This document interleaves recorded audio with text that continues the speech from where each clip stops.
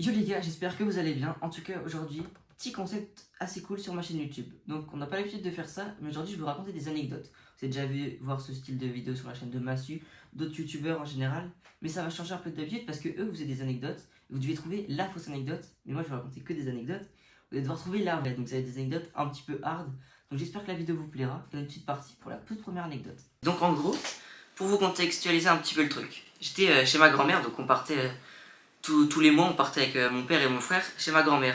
Donc c'est mon arrière-grand-mère, elle était un peu âgée. Elle est décédée actuellement, donc paix à son âme. Et en gros, on allait chez elle.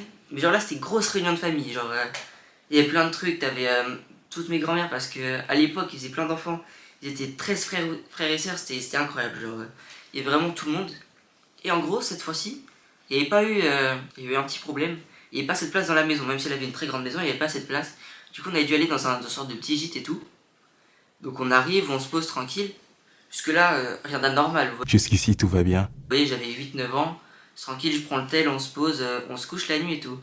Et c'est pas le lendemain matin. Je me réveille un peu, mais genre, il était 3 4 heures du mat. T'avais mon père et mon frère, ils dormaient. Et genre, je sens un truc bizarre et tout. Donc je me réveille, je touche et tout. Et là, je vais à mon doigt, je fais, ouais, ça pue la merde. Donc je me rends compte, je vais là-bas. Et je fais, what the fuck. Je me lève et je m'étais chié dessus, genre, un truc de malade. Genre, du coup, bah, à 8 9 ans, je suis en panique et tout, mais je veux pas réveiller mon père, tu sais, je fais le grand et tout. Donc, je me réveille, je vais prendre, il y avait une douche juste à côté, donc je vais à la douche, je commence à me nettoyer et tout, mais après, il y avait le drap, c'était plein de merde. T'as mon père, il se réveille, il dit, ouais, pourquoi tu te douches et tout. Je lui dis, ouais, papa, mais je me suis chié dessus.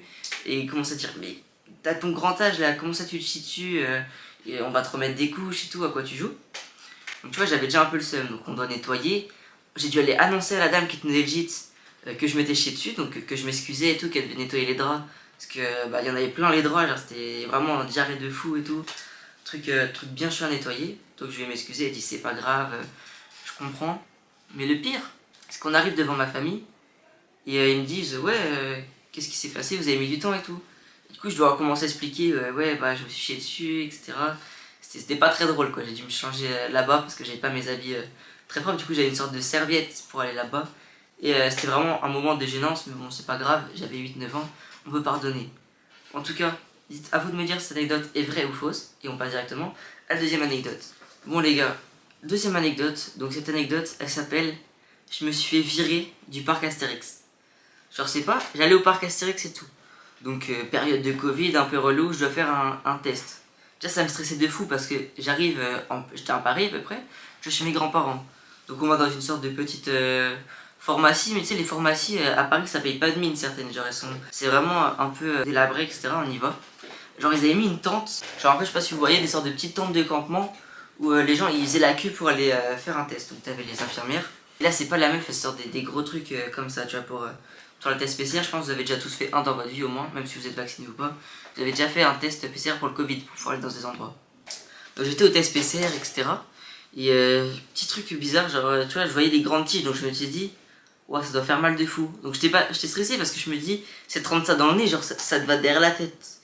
Donc étant enfant comme j'étais un peu bête et tout, genre j'avais ouais 12 ans, 12 13 ans max. Donc c'était en plein Covid je crois. Non je suis un trou de balle, 12 13 ans.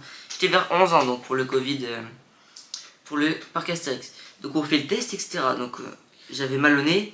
Genre la dame elle me l'a mis, j'ai retiré sa main la deuxième narine. Genre j'ai pris, je fais. Donc tu vois, mais elle a pas réagi. Donc on part au parc Astérix, on attend les résultats. Ils nous ont dit vers 13 14 heures. Donc on arrive là-bas, il est 15 heures. On n'a pas les résultats du test. C'est bon pour vous? Ok. Donc on arrive là-bas et tout, et ils nous disent oui bon c'est pas grave, on vous croit, allez-y rentrez.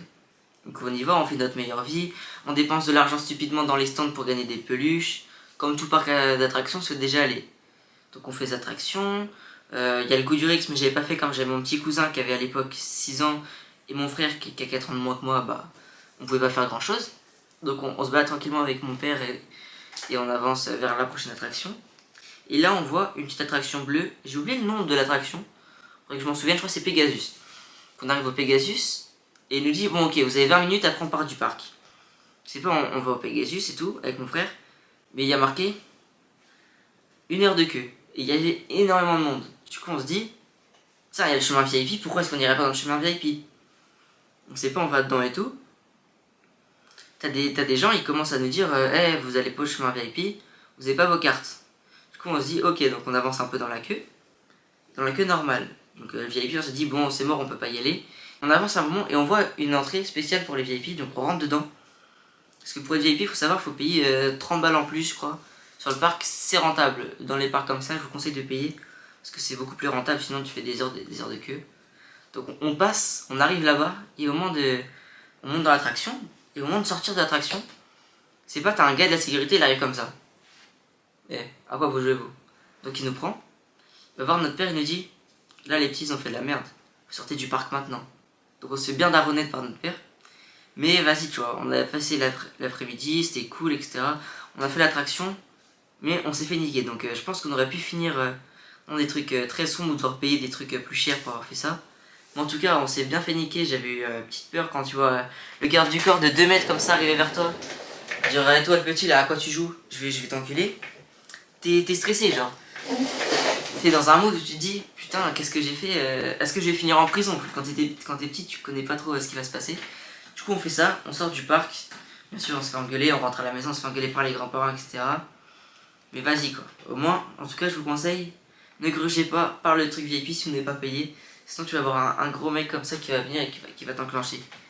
Bon, en tout cas, c'est la fin de cette deuxième anecdote. D'après vous, est-elle vraie, est-elle fausse? À vous de choisir. Et on passe directement à la troisième anecdote. Bon, les gars, cette troisième anecdote, elle me fout des frissons dans le dos pendant que j'y repense. Genre, quand j'étais petit, à l'époque, avant d'habiter là, genre j'ai déménagé plusieurs fois. Avant, j'habitais à Quimper, après, j'habitais à Clohars-Fouesnant, genre tout dans le mood vers Quimper.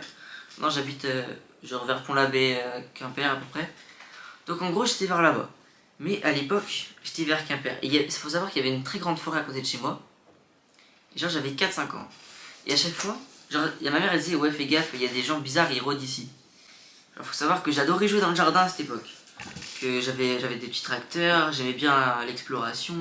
Je regardais pas trop les écrans à cette époque-là, on peut pas dire que j'avais une enfance de geek. J'ai eu ma première console vers 8-9 ans et j'ai tryhard de la DS. Il faut dire que Pokémon Soleil, ça l'a bien tryhard avec les cartes Pokémon et tout. Mais c'est pas ça le plus important. C'est que je me baladais souvent. Donc, je me baladais en bordure de forêt parce que je j'aimais bien ramasser les brindilles, faire des batailles et tout. Et c'est pas. Des fois, il y avait un gars, il rôdait, genre bizarre un peu, tu vois. Elle m'a déjà dit fais gaffe à lui, etc. Donc, le gars il vient, des fois il demande ouais, ça va petit, comment tu vas, etc. Donc, bon enfant que je suis, je lui répondais oui, bah moi ça va, et vous, etc. Tu vois, on parlait, mais genre 2 minutes. Après, je repartais chez moi, je disais oh maman, il y a le monsieur, il m'a encore parlé, etc. Et c'est pas un jour, il me dit ouais, viens, je sais où rencontrer le créateur de Choupi. Genre, j'étais en mode ouah, Choupi, truc de ouf, je kiffe, tu vois. Donc, c'est pas, je suis le gars, et il m'amène dans la forêt. Donc, je vais vers lui, etc. On continue, on marche un peu. Et genre, bizarre, tu vois, le gars il commence à essayer de se rapprocher de moi, il commence à aller dans des endroits bizarres, tu vois, il y a sa voiture et tout. Donc, on marche tranquillement. Genre, ça fait un peu peur, tu vois, parce que même si c'est la journée, il commence à faire un peu nuit, genre, c'est vers 17h, 18h. Et tu peux te dire quand t'es enfant, ouais super, je vais rencontrer le créateur de Choupi. Genre tu penses pas aux conséquences que ça peut être un pédophile, un mec qui veut te kidnapper. Genre ma mère, faut savoir qu'elle a toujours été super à fond derrière ça pour être sûre qu'il n'y ait aucun problème dans ce genre de truc. Donc ouais, comme je disais, elle était à fond sur ça, donc faut savoir qu'elle a toujours été genre en mode hyper protectrice, etc. Genre tout le temps, même si elle travaillait sur le côté, genre elle avait des patients, visite à domicile, etc. Genre elle regardait toujours du coin de l'œil où est-ce qu'on était, tu vois. Genre même si elle était concentrée à faire d'autres choses, des appels, parce que comme elle est médecin, il y a toujours des appels pour aller prendre les rendez-vous et tout ça. Elle nous surveillait, tu vois, elle est toujours là. Genre quand elle a vu que j'étais plus là, elle a commencé à s'inquiéter, donc elle part vers la forêt, mais elle se doutait qu'il y avait un truc, tu vois. Parce que je partais jamais loin dans la forêt, je restais tout le temps en bordure de forêt, ramasser des petits trucs. Donc là moi j'étais avec le monsieur, genre on commençait à avancer vers sa voiture et tout. Genre en mode bizarre, tu vois, je me souviens pas, c'était une camionnette blanche, petite voiture sombre et tout, mais je sais que c'était des trucs bizarres. Donc on avance là-bas. Et là, j'entends ma mère qui crie, genre, elle hurle, elle fait ouais, monsieur, revenez, etc. Donc, tu vois, elle commence à courir en mode comme si j'allais mourir, tu vois. Mais ça aurait pu être très dangereux. Et du coup, le gars, quand il voit ça, tu vois, il essaie de me dire allez, il prend ma main, il me dit allez, on y va, va.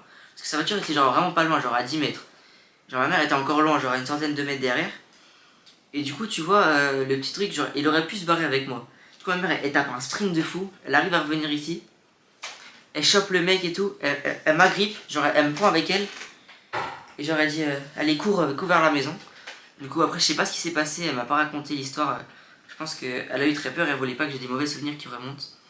J'aurais pas trop raconté, j'aurais été avec le gars, je pense elle a dû tenter d'appeler les flics ou je sais pas, lui dire de plus jamais revenir, sinon il y aurait eu un problème. Mais en tout cas, j'ai failli me faire kidnapper ce jour-là. C'est vraiment un très grand traumatisme dans ma vie. Donc j'espère que vous n'aurez jamais ça dans votre vie. Et si vous voyez des gens bizarres qui essaient de parler à des enfants, etc., signalez-les, parlez-en à vos parents ou même appelez la police si vous voyez qu'un enfant se fait kidnapper. C'est vraiment important, c'est pas tout le temps des expériences sociales qu'on voit sur TikTok.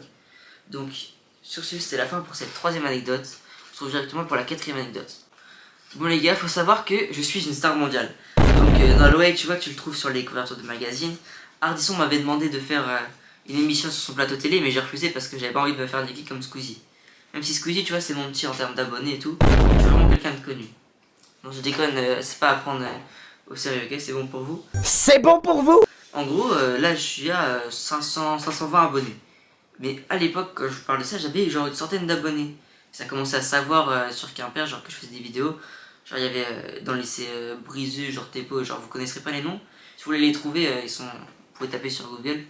Genre c'est des lycées de Quimper. En gros, ça commençait à savoir que je faisais des vidéos. Et t'as des mecs genre de l'école primaire qui le savaient aussi. Et collège. Donc ça, là, tu vois, c'est beaucoup plus jeune. Et ça devenait bizarre. Mais t'as des mecs de lycée, genre ils étaient 3. Ils étaient venus me voir une fois, ils disaient ouais, Nolway, on peut prendre une photo et tout. C'est pas, je dis ouais, y a pas de problème les gars. Donc je sors mon tel. Enfin, ils sortent leur tel, on prend la photo et tout. Y a pas de problème, tu vois, on discute 5 minutes. Le temps se passe, etc. Après, ils commencent à me poser des questions en mode ouais, t'habites où, etc. Tu vois, en mode bizarre. Et j'esquive les questions doucement, tu vois. Je lui donne pas mon adresse qui est 8 machin rue Jean-Pierre, à Quimper. Toi, je lui dis pas ça. Bah ouais, logique. Pour être sûr qu'il trouve pas mon adresse, etc. Donc on parle, tranquille, je me dis, ouais, bon, bizarre un peu parce que tu vois, quand à un moment ils ont 2 ans de plus que moi, ils mettent tous 2 têtes, tu vois, c'est bizarre que ces mecs-là viennent me parler, tu vois. En plus, il y avait leur meuf avec eux, tu te dis, dans un mood, wesh, qu'est-ce qu'ils me veulent? Ok, ils regardent les vidéos, c'est cool, normalement, ils me font la vanne, vas-y, ils prennent la photo, bon délire, tu vois. C'est pas après, je commence à vouloir rentrer chez moi parce que sinon j'allais me faire soulever par mon père. Parce que vas-y, tu vois, il était tard, faut que je rentre. Donc je commence à marcher, mais ils me suivent.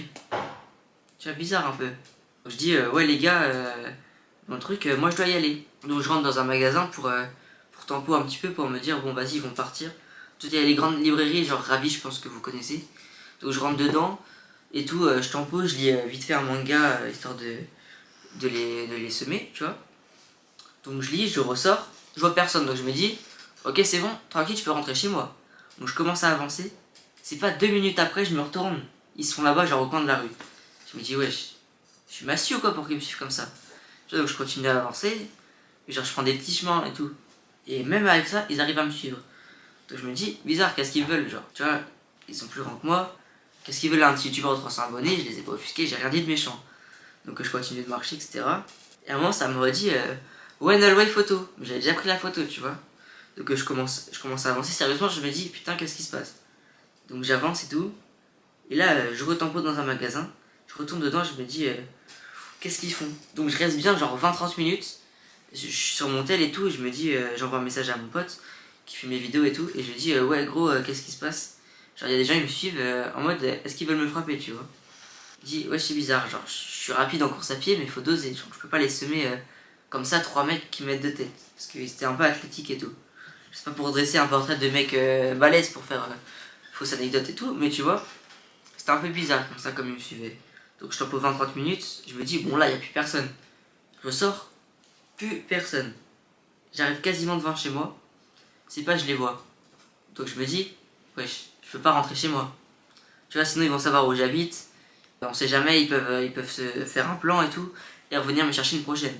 Donc je me dis, bon, le truc, on va partir un peu plus loin. Et je continue, je vais vers des vieux trucs, vieilles boutiques, je vais vraiment dans la vieille ville pour essayer de les semer. Et j'arrive un peu à les semer, je les revois une dernière fois. Genre franchement, c'était très bizarre genre, ces gens-là. Donc je les vois une dernière fois et ils commencent à vouloir courir. Donc comme je connais très bien la ville, bah j'arrive à me barrer dans des petits chemins.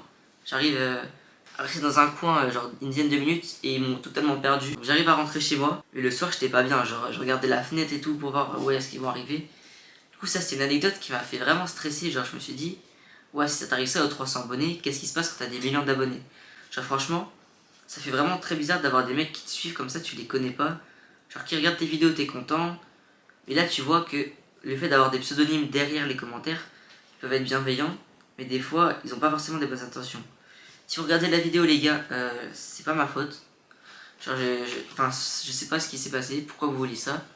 Mais la prochaine fois évitez de me suivre comme ça serait cool. En tout cas les gars, c'est la fin de cette 4e anecdote. J'espère qu'elle vous aura plu. Est-ce qu'elle est vraie, est-ce qu'elle est fausse? À vous de me le dire dans les commentaires. Et on part directement sur la dernière anecdote. Bon les gars, dernière anecdote. Il faut savoir que cette anecdote elle commence, donc c'était le matin, il fallait se réveiller et tout. Mais c'est pas tout genre. C'était les vacances, donc un mercredi, jour de transition entre chez mon père et chez ma mère.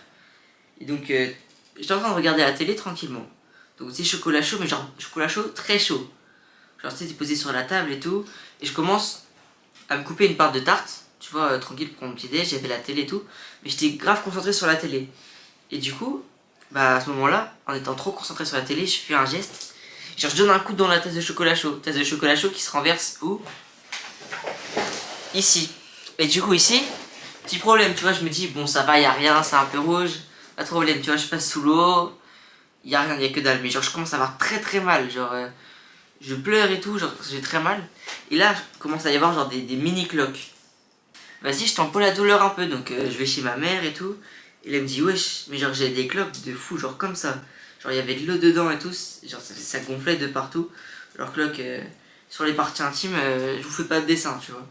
Donc ma mère elle dit, ouais putain, c'est quoi ça, on va à l'hôpital direct. Qui commence à aller à l'hôpital et tout, moi je suis en stress, tu vois, en mode wesh, ils vont me les couper ou quoi, tu vois. Donc je vais là-bas, ça me dit, ouais, brûlure au 3e degré. Donc ça va, il n'y a pas de problème, mais heureusement que vous nous avez amené maintenant, il aurait pu y avoir des plus graves conséquences. Donc bah on y va et tout, ils font ce qu'ils ont à faire, ils percent un peu les cloques, ils mettent des pansements, etc. Et en gros je devais aller tous les 2 jours là-bas, prendre un bain avec les infirmières. Genre c'est elle me donnait le bain et tout, bien sûr j'étais genre à 12-13 ans. Genre j'avais eu trop d'anecdotes à cette époque-là, j'avais trop de dingueries qui se passaient dans ma vie. Et genre bah des cloques, du coup tous les 2 jours je devais aller prendre des bains avec les infirmières. Genre elle me donnait le bain et tout, elle nettoyait, elle retirait les pansements, elle passait tout ce qu'il y avait à passer, etc. Pour qu'il n'y ait plus de problème de nettoyage. Donc au bout de 2-3 semaines, j'ai plus de problème. Et genre pendant 2 semaines niquées, j'avais des cloques, j'avais des pansements aux couilles et tout. Et du coup, à partir de ce moment-là, bah j'ai fait très gaffe avec les chocolats chauds, tous les trucs brûlants, pour pas que ça me tombe dessus. Donc anecdote un peu dur à vivre quand même, parce que quand tu dois pas trop bouger comme ça pendant 2-3 semaines, c'est bien chiant, surtout en départ de vacances. Que je vous mens pas que les vacances de 2 semaines ont bien été niquées. Donc ça fait pas trop plaisir à voir. Mais anecdote qui fait mal, genre qui fait pas super plaisir à vivre. En entendre ça doit être drôle, je pense, ouais elle s'est brûlé les couilles, qu'est-ce que c'est drôle genre, tu vois. Mais à ce moment-là, on pouvait pas dire que c'était si drôle que ça quand ça t'arrive à toi. C'est pas comme si tu perdais une couille comme un mec dans une autre vidéo que j'avais vue. Mais ça, c'est quand même un truc, tu peux te poser des questions quoi. Quand tu vas voir des vlogs, tu te dis wesh, à tout le monde ils vont les couper, on sait jamais ce qui peut se passer. En tout cas, à vous de me dire si cette anecdote est vraie ou fausse, si elle vous a plu. Si cette vidéo vous a plu en tout cas, n'hésitez pas à mettre un pouce bleu, à mettre un commentaire pour me dire quelle anecdote vous pensez qu'elle est la vraie. Parce qu'il y en a plein d'anecdotes, elles sont toutes vraies ou fausses, à vous de dire. Donc à vous de me dire dans les commentaires quelle vidéo est la vraie. Je likerai le commentaire avec marqué laquelle est la bonne. Donc sur ce les gars, on se dit à la semaine prochaine. C'était Nolwenn les gars, salut salut.